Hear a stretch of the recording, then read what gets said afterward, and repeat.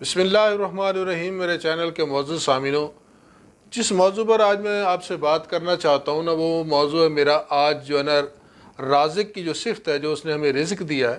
اس اصطلاح کو اللہ رب العزت نے اپنی کتاب میں بھی استعمال کیا ہے اور اس کے معنی ہم اپنی زبان میں بھی لیتے ہیں۔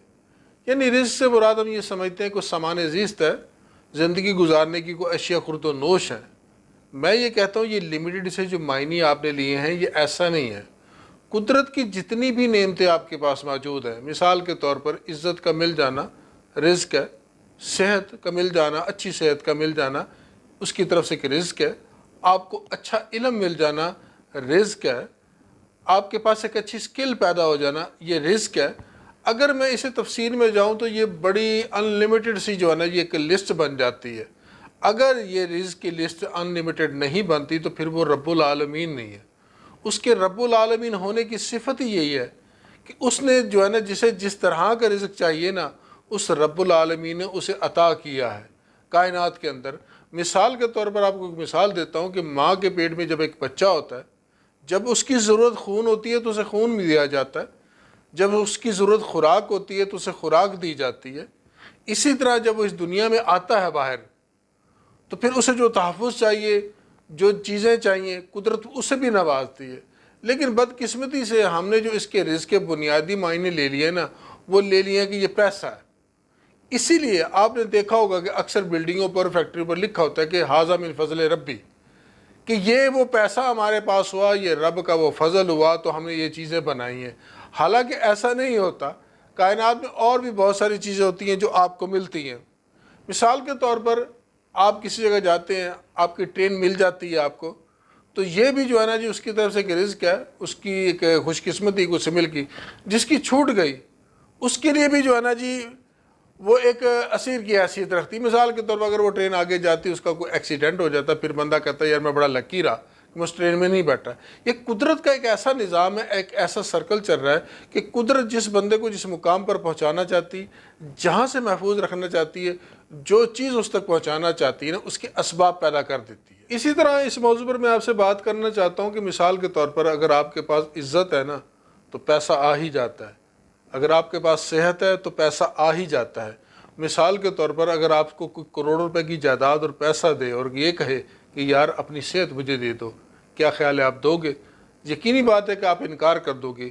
اگر آپ کو یقین نہ آئے میری بات کا، تو زندگی میں اگر کبھی موقع ملے نا، کسی ہسپتال کے ICU وارڈ میں جا کر دیکھیے گا، آپ سے کتنے خوبصورت نوجوان جو ہے نا جی کومے کی حالت میں پڑے ہوئے آپ کو ملیں گے۔ آپ سے کتنے امیر اسباب چیزیں رکھنے والے لوگ، مال و دولت رکھنے والے لوگ زندگی کی بھیک مانگتے ہوئے آپ کو ملیں گے۔ تو یہ دیکھ لیجئے کہ قدرت نے جو سب سے بڑا انعام آپ کو دیا ہے نا، وہ صحت کر دیا ہے۔ مثال کے طور پر ایک دوسری آپ کو بتائیں، اختیارات کی بات ہو، اختیارات بھی رب کی طرف سے ایک رزق ہے۔ آپ یہ سمجھتے ہیں کہ دنیاوی معاملات میں کسی عہدے پر فائز ہو جو تو پھر شاید اختیارات ملتے ہیں۔ ایک مثال کے طور پر یہ میرا ہاتھ ہے، اگر قدرت یہ میرے سے اختیارات چھین لے کے میں اس ہاتھ کو حرکت نہیں دے سکتا تو کتنی مشکلات ہو جائیں گی۔ کسی انسان جو پیرالائز ہو جاتے ہیں ان کی کیفیت جا کر دیکھیے کیجیے کہ وہ ان ہاتھوں سے اپنے منہ کی میل نہیں صاف کر سکتے، اپنا کان نہیں کھرک سکتے، اپنی رفع حاجت نہیں کر سکتے۔ تو قدرت کا وہ رزق ان سے چھن جاتا ہے۔ تو اس لیے رزق جو ہے نا یہ لامتناہی معاملات میں آتا ہے۔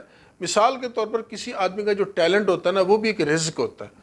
ایک آدمی جیسے گلوکار کہتا ہے جی میں گانا گاتا ہوں اور اس کا 8 لاکھ روپے لیتا ہوں، یہ جو ٹیلنٹ تھا نا اس کا رزق تھا، اس سے وہ کما کر جو ہے نا یہ چیزیں کر سکتا ہے۔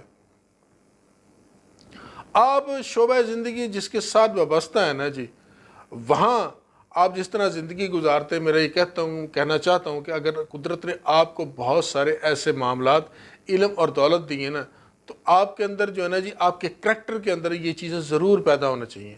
نمبر 1 کہ آپ کے بارے میں آپ کے کلیگ، آپ کے محلے دار، آپ کے پڑوسی یہ رائے رکھتے ہوں کہ یار یہ بے ضرر انسان ہے، یہ کسی کو نقصان نہیں پہنچا سکتا۔ باقی معاملات تو دوسری طرف، لیکن آپ کا کریکٹر اس انداز کا ہونا چاہیے کہ جہاں بھی اگر آپ کا ذکر آئے تو آپ کے بارے میں یہ رائے ضرور رکھی جائے کہ یار یہ بندہ کسی کا نقصان نہیں کر سکتا۔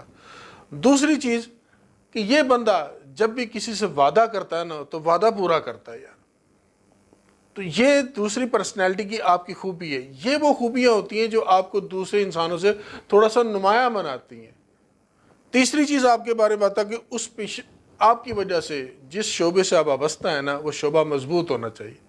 آپ جب وہاں ہوں تو آپ کی ایسی پوزیشن ہونی چاہیے کہ آپ لوگوں کے معاون مددگار بن جائے. میں اکثر ایک بات یہ بھی کہا کرتا ہوں کہ آپ جس ڈپارٹمنٹ میں جس محکمے میں اگر آپ کوئی جاب بھی کرتے ہیں نا، زندگی میں کبھی آپ کو موقع ملے وہاں سے ٹرانسفر ہو کر جانے کا یا آپ ریٹائر ہو جائیں تو جب واپس لوٹ کر وہاں آئے تو آپ کو آ کر وہاں اپنی پہچان نہیں کروانی پڑے، بتانا نہ پڑے کہ میں اس عہدے پر فائز تھا، میں اس طرح کام کرتا تھا. آپ کی پیٹھ دیکھ کر لوگ یہ بات کہیں کہ یار جب یہ بندہ یہاں ہوتا تھا نا لوگوں کے کام کر دیتا تھا یار، لوگوں کی مشکلات حل کر دیتا تھا یار، کسی اہلکار کو کوئی مسئلہ پیدا ہوتا تھا یار یہ سامنے آ جاتا تھا یار، اگر کوئی بیمار ہوتا تھا یہ مددگار بن جاتا. یہ وہ کریکٹر تھا. This is the character which is before your career. تو یہ آپ کا جتنا بھی لائف سٹائل ہوگا نا اس سے پہلے آپ کے کردار کو جو ہے لوگ ڈسکس کریں گے، اور یہ کردار کو ہمیشگی حاصل ہوتے، یہ کردار کبھی نہیں ختم ہوتے. دنیا کی جتنی نامور شخصیات اس دنیا سے گئی ہیں آج تک، ان کا نام، ان کا کریکٹر اس لیے زندہ ہے کہ ان کے اندر یہ کوالٹیز پائی جاتی تھی. اور چوتھی چیز جو میں آپ سے کہنا چاہتا ہوں وہ یہ ہوتا ہے کہ آپ کی جو پرسنالٹی ہونی چاہیے نا وہ جس شعبہ زندگی سے وابستہ ہیں تو یوزفل ہونی چاہیے، منافعت بخش، جسے اردو میں لفظ کہا جاتا ہے کہ آپ جو ہے نا یوزفل پرسن ہو، ہارمفل نہیں، یوزفل پرسن آپ کو ہونا چاہیے. اگر آپ کے بارے میں یہ رائے لوگوں کی بن گئی ہے کہ آپ بے ضرر ہیں، کسی کا نقصان نہیں پہنچاتے، تو پھر کائنات قوتیں بھی آپ کی مددگار بن جائیں گی. جب بھی جس قوم پر جن لوگوں پر زوال آتا ہے نا سب سے پہلے یہ چیزیں ان لوگوں میں ختم ہوتی ہے. ہمارا انڈو پاک کا ایک مسئلہ ہے کہ ہمارے ہاں جب بھی جس قوم پر یا جس بندے پر کوئی زوال آتا ہے تو ایک ہی بات کی جاتی ہے، یار اس نے گناہ بڑے کیے ہوں گے یار. اس کی جو ہے نا ذاتیات پر نہیں. آپ یہ کتھارسس جو ہے نا نوٹ کر دیجئے جو میں نے آپ کو بتائے، ان چیزوں کا فقدان ہوتا تو انسان پر زوال شروع ہوتا ہے. قابلیت اور کریڈیبلٹی پر آپ لوگ جو ہے نا جی کمپرومائز نہیں کریں گے، اور زندگی میں آپ لوگوں نے نا پیسے کی پرواہ نہیں کرنی. جب آپ پیسے کے پیچھے بھاگیں گے ممکن آپ کے پاس پیسہ آ بھی جائے لیکن یہ پیسہ آپ کی قدر اور عزت کھو دے گا. زندگی میں اس پیسے کی پرواہ کرنا چھوڑ دو، پرسکون زندگی گزار لو گے. اور آخر میں آپ کو یہ بات کرنا چاہتا ہوں کہ جب آپ اس معاملے میں زندگی کے اندر گزاریں گے اور اس سوسائٹی میں رہ کر جائیں گے تو آپ کی خوشی اور غم پر جو میلے لگتے ہیں نا وہ آپ کی ورث بتا دیتے ہیں کہ آپ کس طرح کے انسان ہیں. تو اس لیے ان باتوں کو ذرا غور سے سنیے گا، توجہ کے ساتھ، اور اس پر عمل کرنے کی کوشش کیجیے گا. مقصد میرا اس پوری ویڈیو کا یہی ہوتا ہے کہ اصلاح معاشرہ کو ہوتا ہے کہ ایسی اچھی باتیں آپ کو بتاؤں جس پر آپ عمل پیرا ہو کر اس معاشرے کے کارآمد فرد بن سکیں.